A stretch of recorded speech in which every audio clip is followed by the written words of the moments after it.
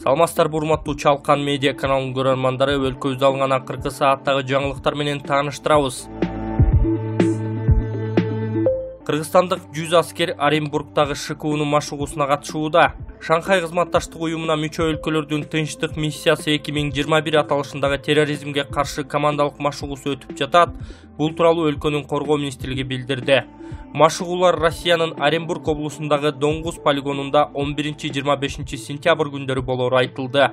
Ага ШКУга мүчө мамлекеттер Россия, Индия, Казакстан, Кыргызстан, Кытай, Пакистан, Тажикстан жана Өзбекстандын 4000ге чукул аскери катышууда. Кыргызстан куралдуу күчтөрүнүн Скорпион атайын багыттагы бөлүгүнүн 100дөн ашуун аскери барган. Машыгууга Ми-8 тик учагы, Су-24МР чалгындоочу самолету, Су-34 истребители жана Ил-76 аскерлик транспорттук учагы тартылган. Мында аскерлер ШКУга мүчө мамлекеттердин коалициялык тобунун күчтөрү менен биргеликте террорчуларга каршы операцияларды жүргүзүүнү өздөштүрөт деп айтылат маалыматта. Мындай машыгууларды өткөрүүнүн максаты аскердик башкармалык органдарынын шайкештик деңгээлин жогорулатуу жана эл аралык террордук уюмдардын согуштук аракеттерине каршы аскердик күчтөрдү калыптандыруу болуп саналат.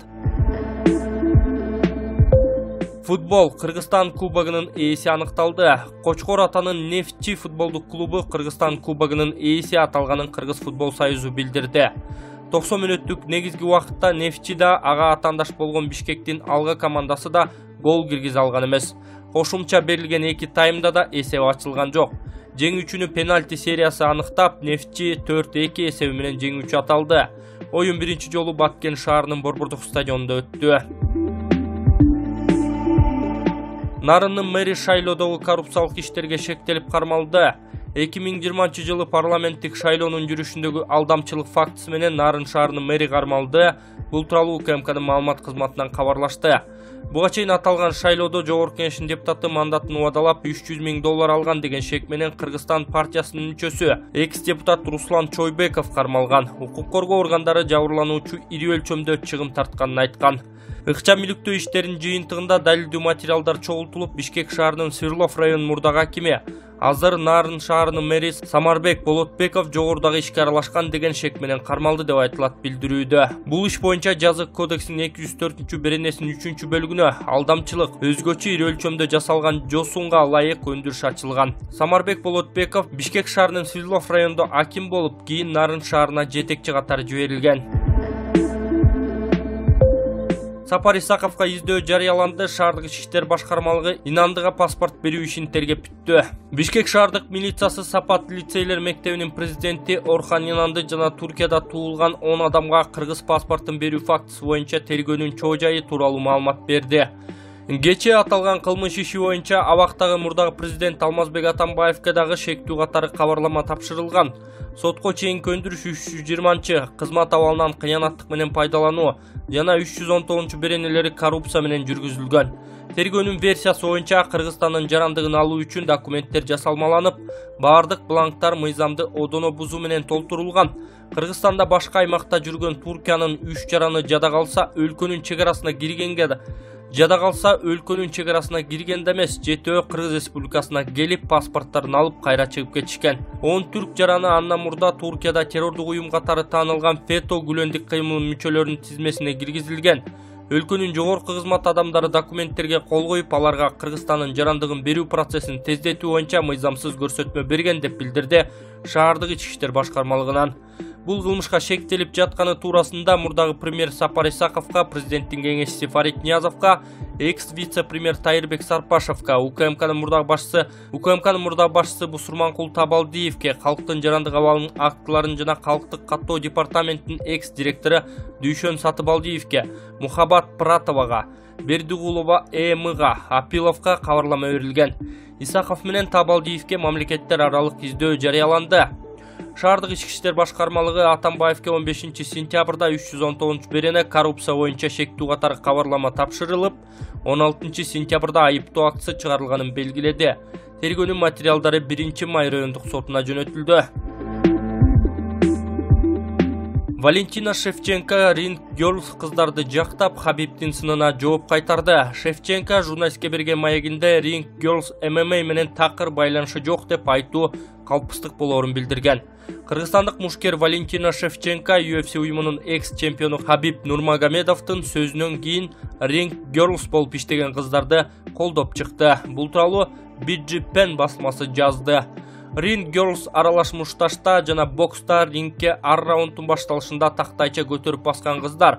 Алар бикини же кыска көйнөк кийип чыгышат. Шевченко журналистке маек берип жатып, Ring Girls MMA менен такыр байланышы жок деп айтуу калпыстык болоорун билдирген. Алар алгачкы MMA турнирлеринен бери келе жатышат. Аларды сырткары чыгарып коюу өтө жаман көрүнүш. Негизи Ring Girls бул индустриянын ийгиликтеринин бир бөлүгү. Кыздарсыз, фанаттарсыз жана сапаттуу чагылдыруу болбосо турнир суз болуп калмак. Ошондой майда барат нерселер жалпы картинаны жаратат. Ансыз баардык мушкер азыркыдай деңгээлге жетпесе керек эле. Андыктан Ring Girls биздин чакан жана ири промоушендердин бир бөлүгү болуп кала бермекчи деп жазган Валентина Шевченко. Августтун айында Хабиб Нурмагомедовдун Ring Girls MMA беттештерин өткөрүүдө пайдасыз адамдар деп айтканы резонанс жараткан. Ошто бүгүн мэри баштаган 25 000 адам шаарды тазалоого чыкты. Кала мэри Алмаз Мамбетов баштаган мэриянын аппараты, шаардык кеңештин эмгек жааматы, шаар тургундары, мамлекеттик жана муниципалдык мекемелердин жеке ишканалардын кызматкерлери, спортчулар, журналисттер активдүү катышкан. Анын алкагында 2100 кубометр жер таштанды, чогултулганы айтылды. Шаар башчысы Навои паркынын жанында Абдыкадыров көчөсүндөгү көпүрөлөрдүн тегерек четин тазалаган. Чегарачы кызматкерлер киши өлтүрүүгө шек саналууда. Лейлекте чегарачы кызматкер киши өлтүрүүгө шек саналууда. Бул тууралуу улуттук коопсуздук боюнча мамлекеттик комитетинин чегара кызматы 18 сентябрда билдирди. Маалыматка ылайык, СП аттуу чегарачы Лейлек районундагы эски оочу айылынан сөөгү табылган адамдын өлүмүнө шек саналып, милиция тарабынан кармалды. Сөөгү 18 сентябрда таңга жуук табылган. Чегара кызматынын маалымдашынча 6 сентябрдан бери эмгек өргүсүндө жүргөн 30 жаштагы СП аттуу жаран 17 сентябрда кечке жуук шериктер менен тойдон кайтып келе жатып, шериги менен мушташа кеткен. Натыйжада шериги көз жумган. Учурда иликтөө иштери жүрүп жатат деп жазган Азаттык сайты. $300 000 пара алды делген экс-депутаттын баш коргоо чарасы каралды. Былтыркы парламенттик шайлоодо депутаттык мандат убадалап пара алды делген шек менен кармалган Кыргызстан саясий партиясынын мүчөсү Руслан Чойбеков экс-депутаттын баш коргоо чарасы каралды. Бул тууралуу УКМКнын маалымат кызматы билдирди. 1-май райондук соту анын тергөө аяктаганга чейин убактылуу кармоо жайына калтыруу өкүмүн чыгарды деп айтылат билдирүүдө. Эсиңиздерге салсак, Руслан Чойбеков 2020-жылы парламенттик шайлоодогу коррупциялык иштер боюнча шектелип кармалган. Ал жогорку кеңештин депутаты мандатын убадалап $300 000 алганы айтылган.